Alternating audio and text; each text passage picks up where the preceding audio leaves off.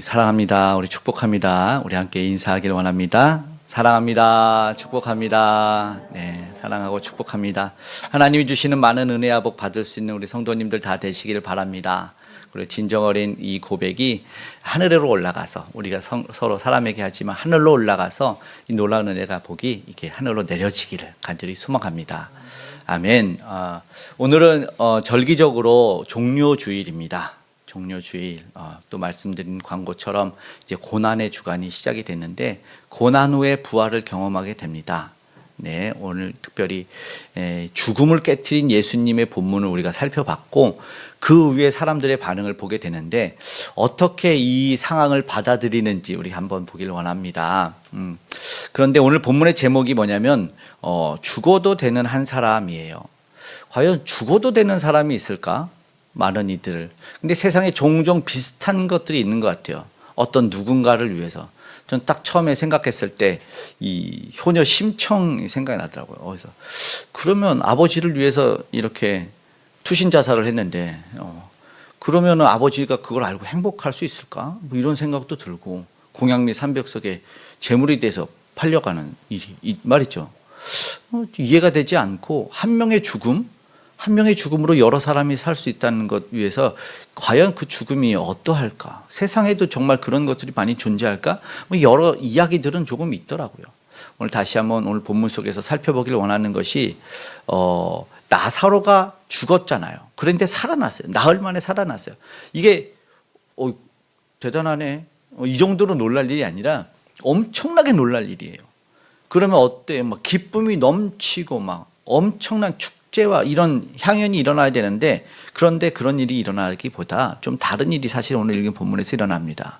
분명한 것은 예수님이 죽은 자를 살리시는 사건 그리고 죽음의 권세가 인간에게 미치지 못해서 구원받는 구속의 사건이 예수님으로 말미암아 일어난다는 걸 알고 우리를 구원한 예수님에 대해서 오늘 우리는 밝히 아는 사건이 되는 것이기도 하고 그 죽음 권세와 사망의 권세가 깨어지는구나라는 것을 보게 됩니다.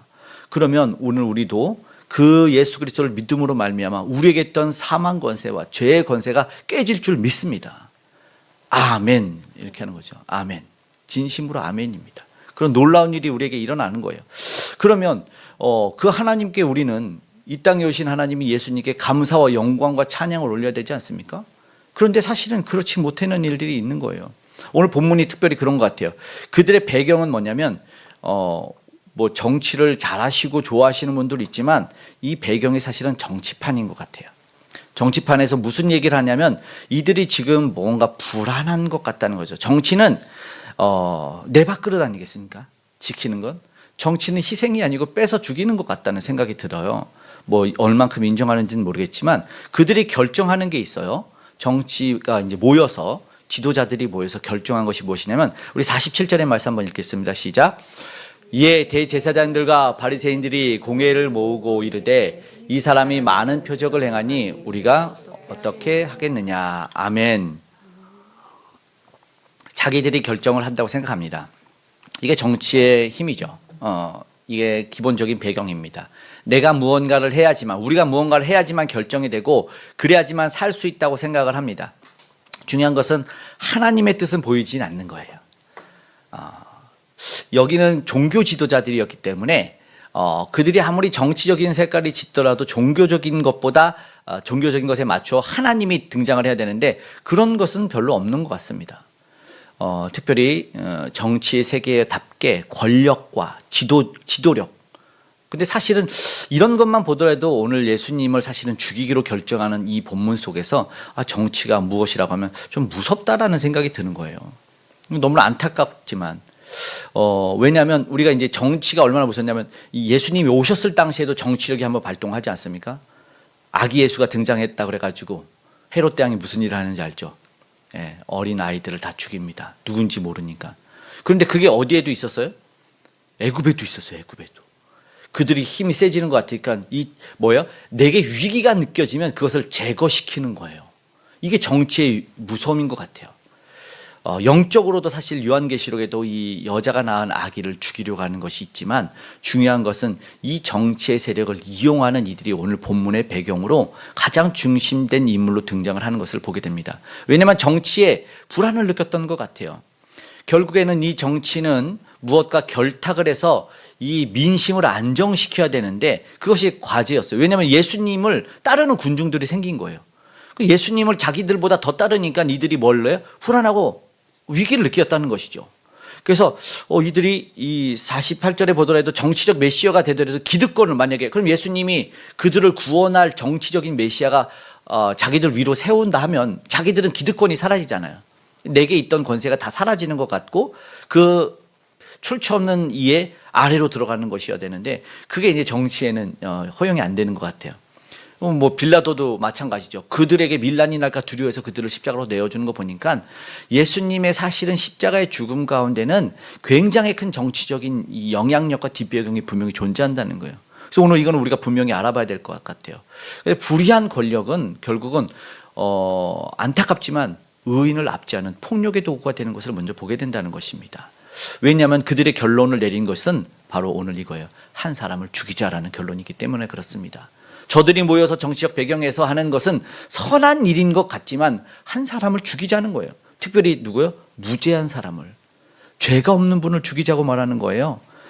너무나 자신 있게 말하는 이 대제사장 가야바의 이야기를 우리 49절 50절 함께 읽어보겠습니다.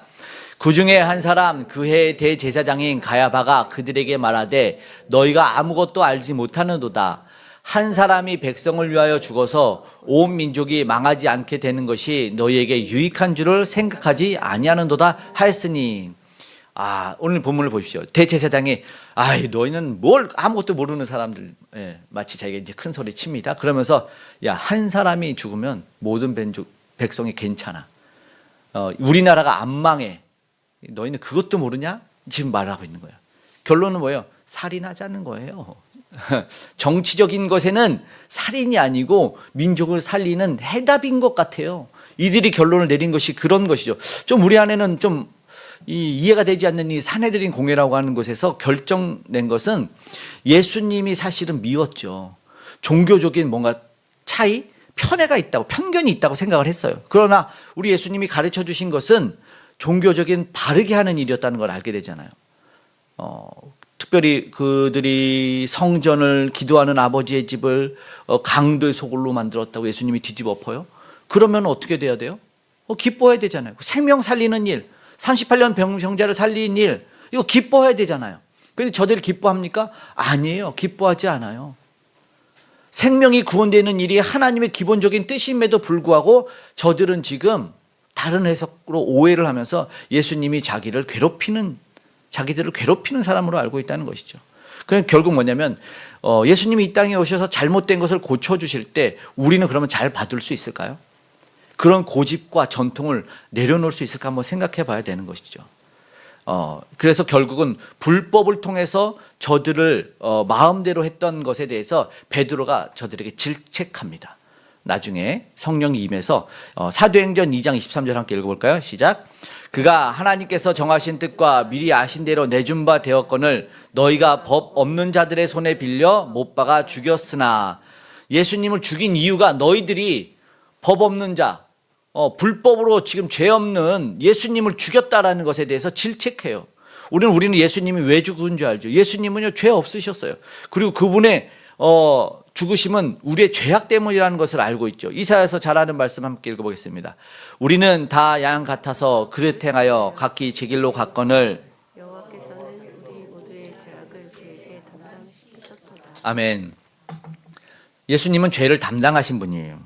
그런데 지금 저들은요 자신들의 죄를 숨기려고 했어요. 자신들의 죄를 숨기려고 했고 결국 불법과 불의가 드러나서 예수님이 그것을 밝히 알려줬을 때 저들은 어둠이었으니까 빛이 오면 어둠에서 밝히 드러나기 때문에 어둠을 더 사랑한 연유라고 요한복음에서는 분명하게 이야기하고 있는데 저들이 안팎으로 위기를 느꼈다는 거예요.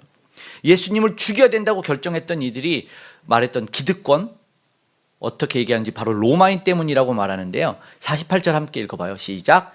만일 그를 이대로 두면 모든 사람이 그를 믿을 것이요 그리고 로마인들이 와서 우리 땅과 민족을 빼앗아 가리라 하니. 아멘. 저들이 정말 가장 먼저 말하고 싶은 건 로마인들이었어요.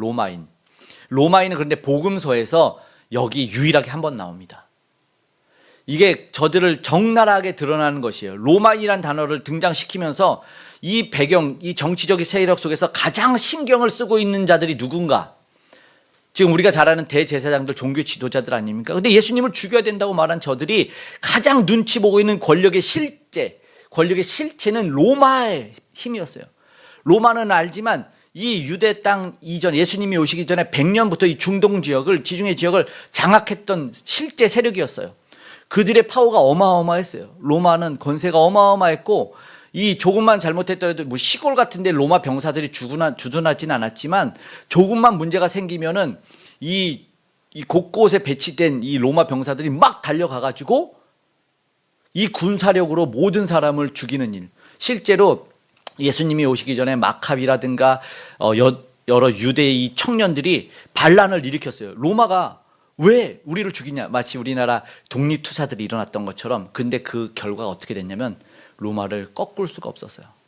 그래서 로마에 반항했던 젊은 청년들이 모두 다 십자가에 매달렸어요. 그러면 그것을 역사적으로 한 40년 전인데 그것을 지켜본 로마의 지도자들은 두려움이 있었던 거죠. 이걸 우리는 세상적 두려움이라고 합니다. 그러니까 로마에는 대항을 하면 안 된다. 쉽게 대항할 수는 없다. 정치적으로는 이길 수 있을 때 대항을 해야 된다. 아주 현명하고 지혜로운 것 같습니다. 로마인들을 두려워하는 모습. 그 민족이 만약에 우리 말을 안 들어.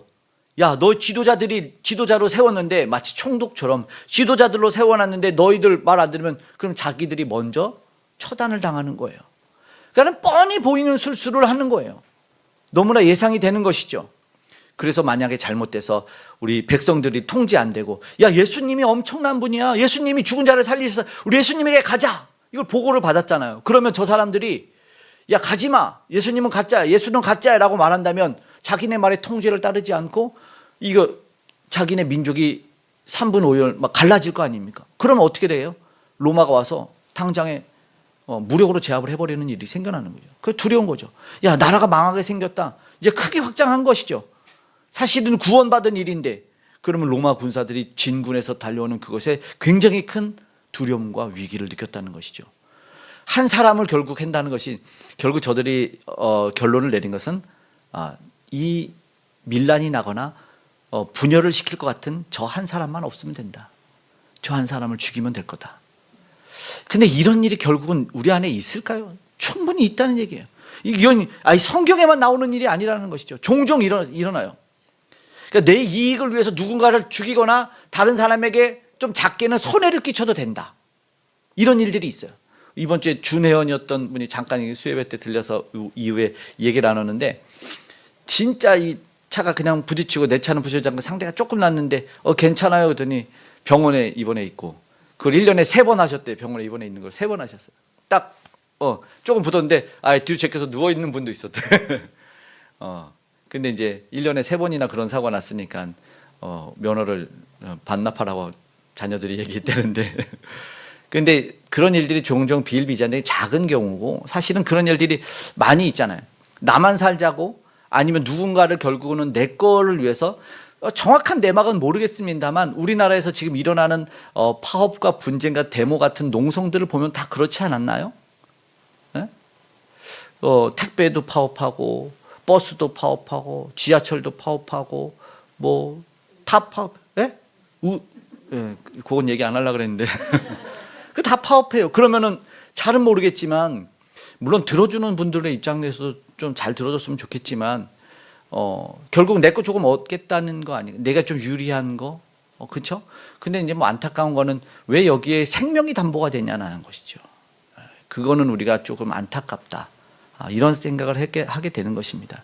그런 일 없이 잘 살면 좋을 텐데 참 안타깝죠. 결국은요, 저들이 내세웠던 것은 민족을 살리기 위해서 누군가를 죽여야 된다?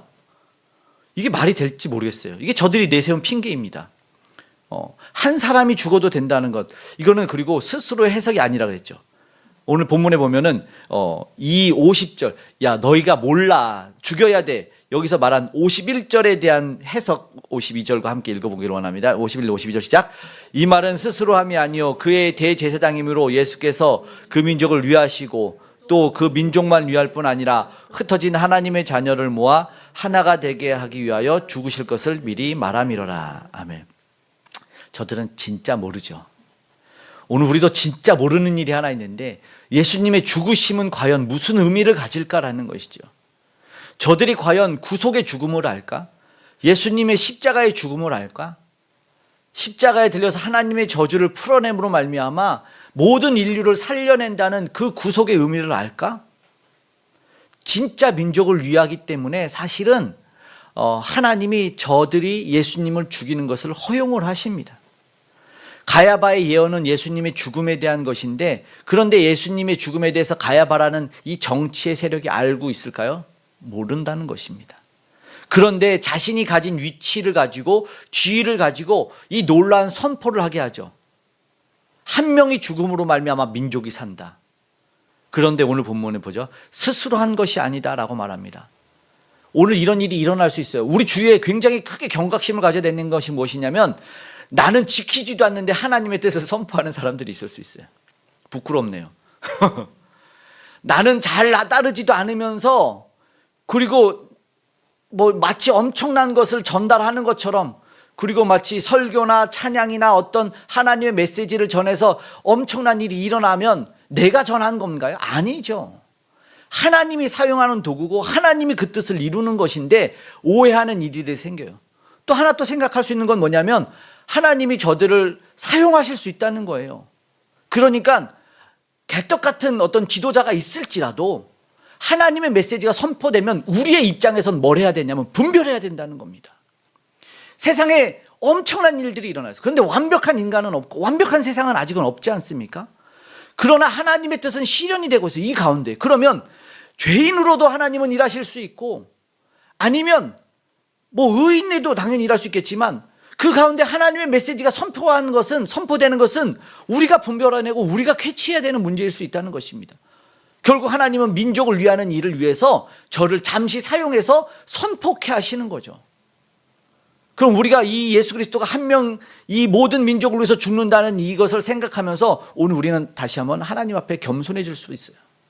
아직 우리는 모르는 것이 많은데 스스로 우리는 경각심을 가져야 된다는 것이죠. 분별해서 메시지를 들어야 된다는 것이죠. 오늘 그러면 보십시오. 오늘 우리가 무엇 하냐고요? 우리는 이득을 취해요.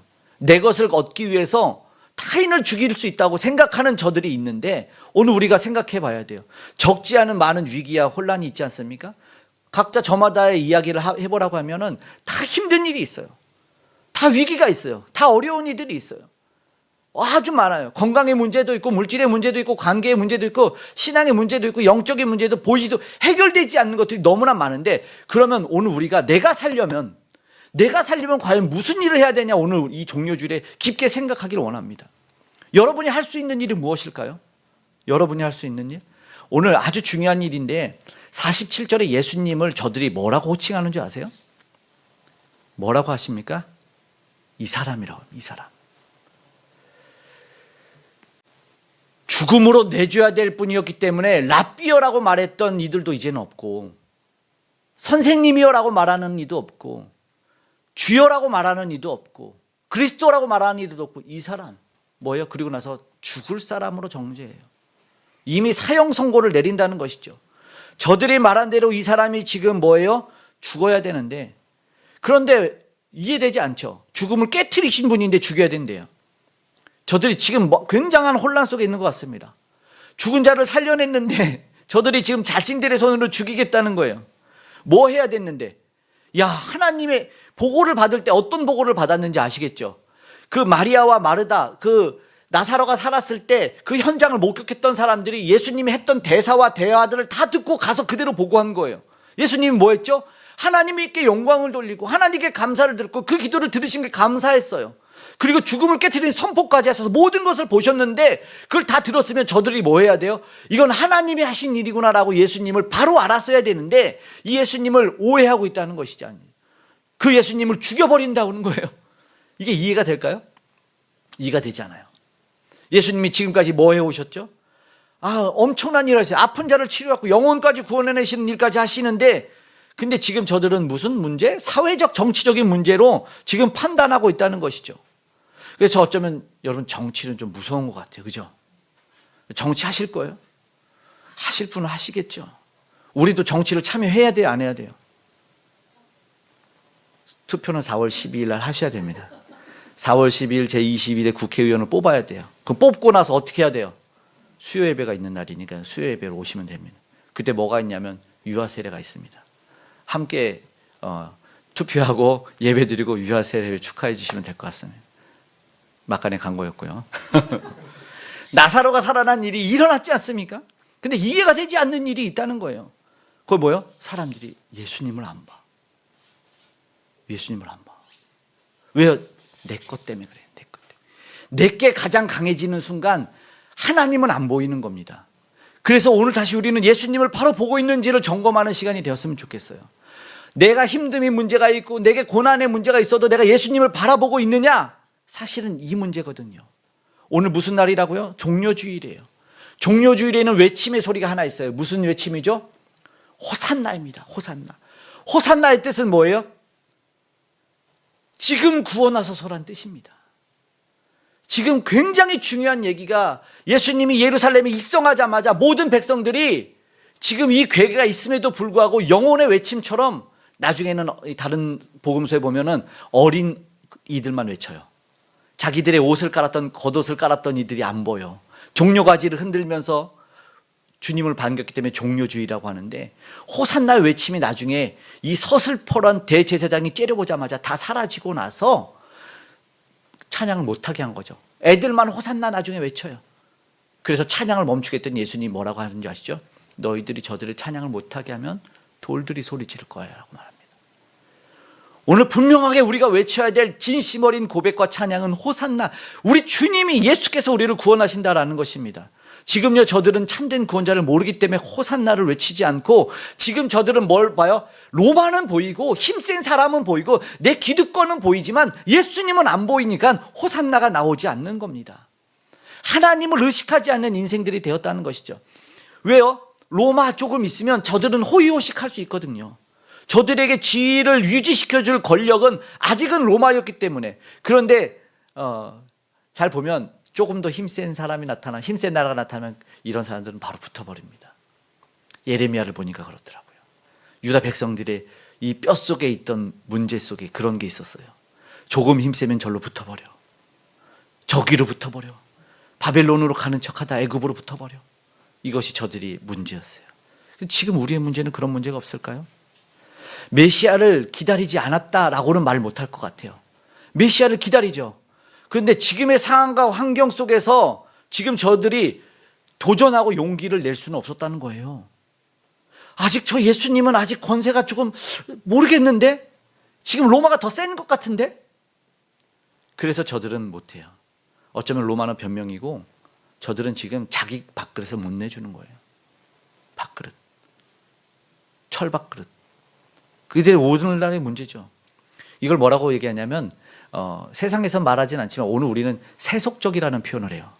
내 밥그릇, 내 밥.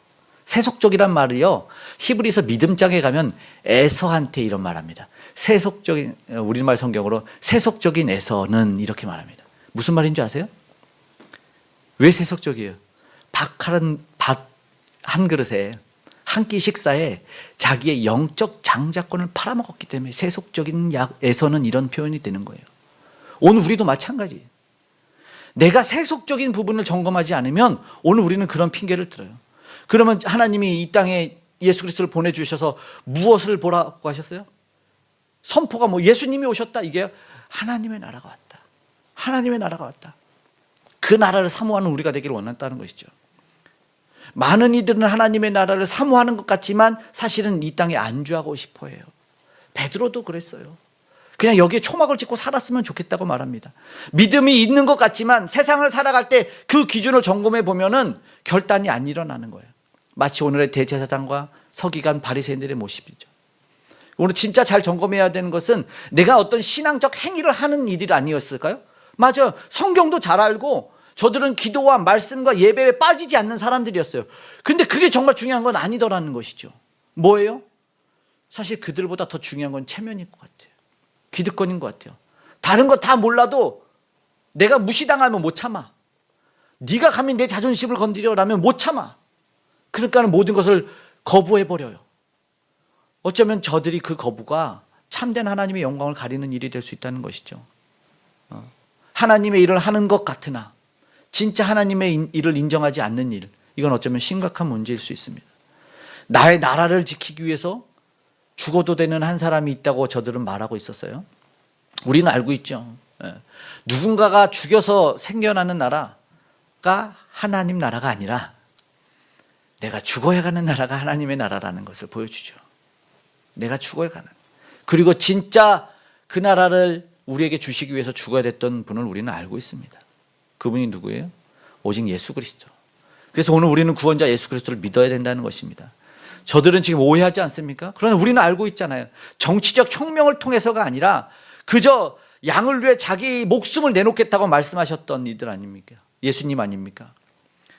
양들에게 전쟁터로 나아가자고 할 뿐이 아닙니다. 그럴 가능성이 없어요. 예수님은요 진정한 승리를 원하셨습니다. 어떤 걸로요? 희생과 사랑으로 희생을 하셨죠. 그랬는데 저들은 비록 조마조마했지만 절대로 혁명을 일으키지 않는 예수님을 보면서 자기들이 마음껏 행동하시는데, 오늘의 본문까지 올 때 예수님이 어떠한 이야기를 들었는지를 생각해 보십시오. 어떠한 얘기를 들었죠? 하나님의 어린 양이라 보라고 세례 요한이 외쳤습니다. 그리고 성전 아버지의 집을 얘기하셨고, 굶어있는 백성들에게 오병이의 기적을 일으켜 주셨고, 저들이 해결하지 못하는 38년 된 병자를 일으켜 주셨고, 우리 앞서 이 나사로를 살리는 놀라운 일을 했어요. 오병이의 기적 때는 양떼를 위하여, 그리고 그 양들의 이름을 부른다는 선한 목자에게도 요한복음 10장에서 말씀을 하셨던 예수님입니다. 참된 유월절의 희생양이 자신이심을 분명하게 얘기해 주셨습니다. 그런데 저들은 지금 살인 모의로 그 양을 자기들의 손으로 죽이겠다고 합니다. 오늘 본문의 예수님은 그 가운데 자신의 제자들과 함께하고 계십니다. 유월절에 어린 양으로 죽을 것 같으면서도 그들과 함께 하시면서 저들이 뭘 다 하라고요? 너희는 아직까지 세상적 사명을 감당할 자들이라는 것을 알아야 했기 때문에 예수님은 그 두려움과 위기 속에서도 제자들과 오늘 후반의 본문에는 함께합니다. 결국엔요 모든 목표가 하나님에게 집중되어 있는 예수님을 우리는 보게 됩니다. 내가 지금 상황이 어렵고 안 좋을지라도 오늘 우리는 나에게 주신 일이 무엇인지를 생각해 봐야 된다는 것입니다. 예수님 한 분이 지금요 어떻게 해야 된다고요? 저들은요 자기들이 하고 있는 게 있었어요. 55절 함께 읽어볼까요? 유대인의 유월절이 가까우며 많은 사람이 자기를 성결하게 하기 위하여 유월절 전에 시골에서 예루살렘으로 올라갔더라. 이게 참 아이러니해요. 자기들을 성결하게 한대요. 그러니까 나를 깨끗이 씻어주기 위해서 유월절로 가는데, 우리를 깨끗하게 죄를 씻어줄 명절이 유월절인 걸 알았는데 저들이 지금 다 같이 뭘 해요? 죽일 예수님을 찾고 있다는 거예요. 여러분, 죽일 예수님을 찾는, 이게 오늘 우리의 모습이에요. 내가 깨끗하게 하고자 양을 죽였는데, 근데 예수님은 여기서 영적으로 저들의 진짜 더러운 죄를 어떻게 사할 수 있는지를 오늘 우리에게 알려주신다는 것이죠. 저분의 생명을 우리에게 내어주심으로 말미암아, 저분의 생명으로 말미암아 많은 진짜 민족이 살아나는 것, 한 사람을 죽어 민족을 구원한다는 건 이해되지 않지만 하나님 오늘 그것을 받아들여서 오늘 12장 24절에는 이렇게 말씀합니다. 함께 읽겠습니다.